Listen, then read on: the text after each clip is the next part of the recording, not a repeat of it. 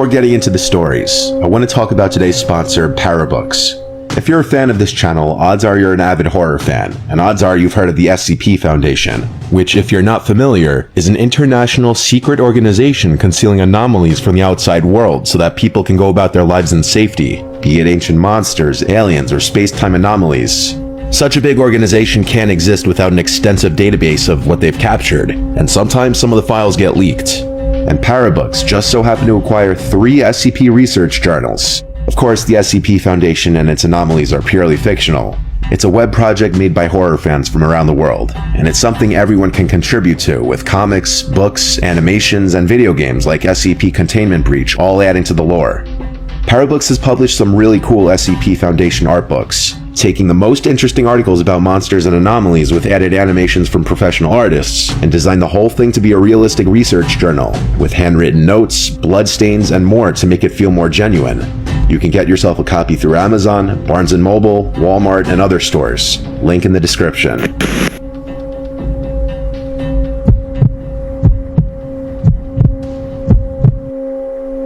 In the summertime, my beachfront town is a lot of fun.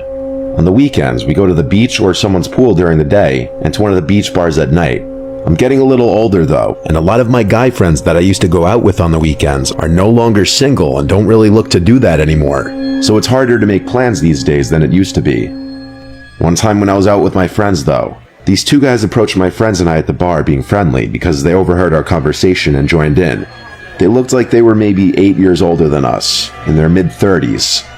They were on the shorter side, but seemed cool enough to hang around. Their names were Alec and James. They ended up bar hopping with us that night. Alec left before James, who stayed late into the night with us. He seemed to like me the most because he would talk to me the most. Eventually my friends wanted to go home, and so did I, and James seemed disappointed, like he wanted to stay out until the bars closed. I told him we'd all chill again soon, and then we left.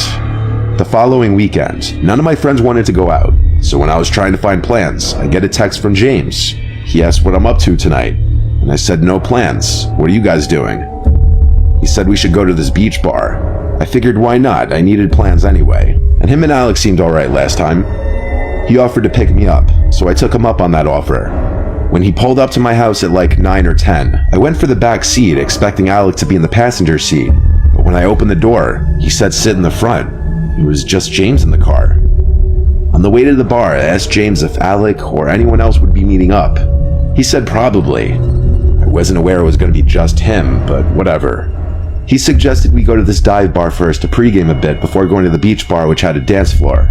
I said sure. He brought us to a hole-in-the-wall bar. It was really dark in there with a moody red glow. He ordered us a few rounds of drinks. I already had a couple shots before leaving my house, so after these drinks, I was feeling pretty drunk already. At one point, I had to go to the bathroom, and when I got back, he had 2 more drinks on the counter for us. I didn't even finish my previous one yet. I was shocked he was buying all these drinks for us. I figured it was an older person thing. After drinking this last drink is where my memory completely went black.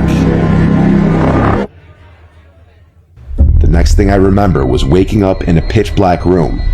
I was on the floor. I felt around for my phone in my pockets, but couldn't find it. I stood up and held my arms out in front of me until I felt the wall. I started feeling around the wall for a light switch. I found it finally and flicked it on. I found myself inside of a small, concrete floor room with a hot water heater and various household cleaning objects like a mop and bucket. There was a closed door in the room. I was beyond confused and absolutely terrified. Where was I? I slowly opened the door, which led to another pitch-black room. A little bit of the light from the small room leaked into the other room. I could tell now it was a carpeted basement. I saw a few pieces of furniture in the room. I couldn't find a light switch though, so I had to make my way through the dark basement, banging into things. I was looking for the stairs when I heard movement behind me, like someone getting up off a couch. Then the familiar voice of James saying my name. I screamed and turned to face the darkness. I could only see the outline of his body across the room. He said, "Calm down, it's not what you think. You got too drunk at the bar, so I brought you back here." All I could think to say was, "Why did you put me in that room on the floor? And where are my belongings?" My voice felt weak. He came closer to me and said, "I have all your stuff upstairs, just relax and lay down." I told him I'm leaving, just bring me upstairs to my stuff and I'm going home. He said in a slightly more menacing tone, "No, you're not leaving." This was where I threatened him physically, and he responded in a way implying that he had some kind of weapon and he would use it if I tried to leave. His claim was that I was too drunk to drive. I kept saying I'm calling an Uber. He then said, "Relax, I'm gonna get you a glass of water and you're gonna go back to sleep." I didn't know what to do in this unheard of, terrifying situation. I didn't know what he was planning to do to me, but this whole situation was a giant red flag. He walked past me and went up the stairs. When he got to the top, I heard him unlock the basement door with a key, then open it and shut the door and lock it. I looked for some kind of blunt object I could use as a weapon, but there was literally nothing. I had no choice but to sneak up to the top of the stairs and wait behind the door for him. A long while passed, maybe 5 minutes, before I heard the sound of the door unlocking, and I was instantly ready to attack the second the door opened. I pushed him to the ground and had him in a chokehold. I yelled at him, "Where's my phone and wallet?" seriously choking him. I let up a bit so he could breathe and speak. He said, "On the kitchen table." I asked if he had any weapons on him. He said a switchblade in his pocket. I reached for it out of his pocket and switched it open. He then explained the best he could with his throat under my arm, that he was only looking out for me. I got up off of him, went to the kitchen, grabbed my belongings from the table, and quickly left the house. I called my brother, who is also my roommate, right away, and he picked up, having been woken up from the call. I explained everything and asked him to pick me up. He came right away. The next day, I went to urgent care to get tested, and Rohypnol was found in my urine. It was confirmed that he roofied me. I then spoke to a lawyer and have since filed a civil suit against James, which is still in progress and we're building a case. However, there is no clear-cut proof that James was actually the one to roofie me, or that he had any illegal intentions afterward. However, I do believe that I have a good case, considering that he left me on the floor and hid my belongings upstairs. I still to this day don't know what his end goal was. I don't even like to think about whether he did anything weird to me while I was out.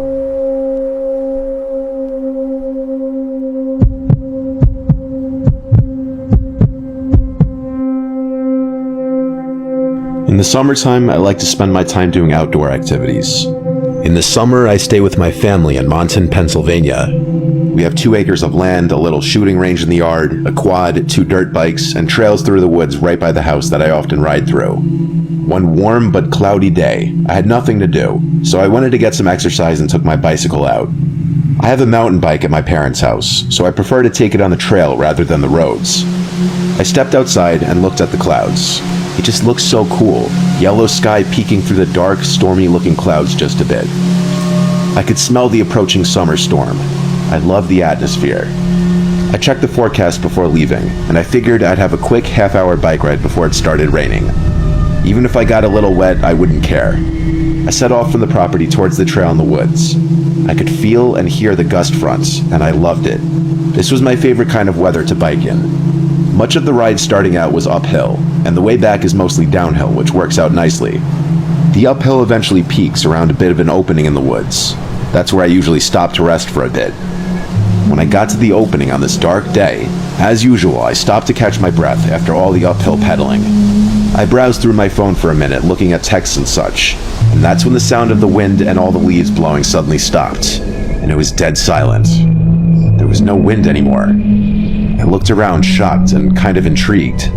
I'd never seen such a heavy gust front suddenly stop out of nowhere. I looked all around me, suddenly getting an uneasy feeling. I was starting to think I was hearing some kind of voice, a very high-pitched voice at that. I hoped it was just an animal. The darkness under the clouds and trees, the silence, the sky, and now the sounds I was hearing all coming together were creating an unexplainably creepy setting. And then, perhaps because of the dead silence now, I was able to hear sticks cracking not far away. And when I looked in that direction, I saw something about 30 to 40 feet from me in the trees, in the direction where the trail continues to go. The best I could describe what I was seeing was some humanoid-looking figure hunched over as if it were hiding, stalking me like I were prey. And at that moment, it started to rain, hard. The sound of the raindrops hitting the leaves above killed the unbearable silence. At this moment, I turned and pedaled as fast as I could back to the top of the hill, and allowed gravity to help bring me home faster, the whole time scared to look behind me. Lightning started to flash, and thunder started to crash. In any other scenario, I'd think this was awesome. but I had just witnessed something unexplainable. I made it home, put my bike in the shed, and went inside. I was so shook and out of breath I didn't even bother explaining to anyone. I went upstairs and crawled into bed, and that night I had a nightmare of the incident, seeing a demonic figure in the woods in the middle of the night floating towards me. I woke up with my heart racing, happy it was just a dream. It was an all-around disturbing day and night.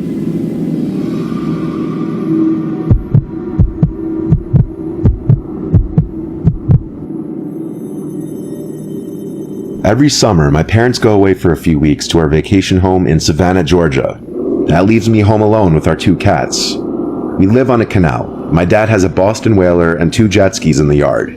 Across the canal from us is marsh, and further down the canal is a park. Not a lot of boat traffic passes our yard as a result, and it's very private and secluded.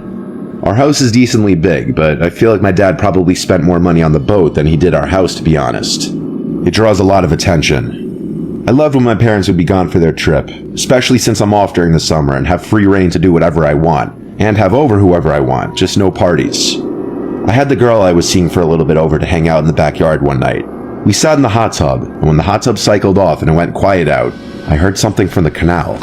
Sometimes you'd hear fish or birds splashing in the water, but this sounded more rhythmic. I stood up and saw in the canal someone kayaking by. I couldn't see anything more than that though. No features, I couldn't even see what they were wearing. A little unusual this hour at night and this far up the canal, but it is a public canal nonetheless, and it was not a cause for alarm. I did tell the girl I was with how unusual it was though. Little did I know that that was not the last time I'd be seeing that person. Later that night, when we were in bed upstairs, I had the windows closed because the AC was on. The windows in my room faced the canal in the backyard. I had turned off the lamp next to my bed and was watching The Sopranos with a girl who was sleeping over. Suddenly, a white light was flashing through the window. It was moving around sporadically. Both of our reactions at first were simply, "What the actual hell is that?" She asked if that's a helicopter light, which I dismissed immediately because that was silly. I said, "I think it's a flashlight." I turned off the TV to bring total darkness in the room. Then I got off the bed and stepped just to the side of the window so I could peek out and see where the light was coming from. I saw. It was someone waving a flashlight from the canal.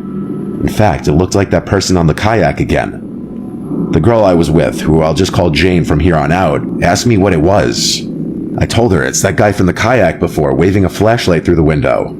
She asked why is he doing that, and how did he know we were in the specific room? I told her it must have been because he saw the light from the TV screen through the window. He already knew someone was in here.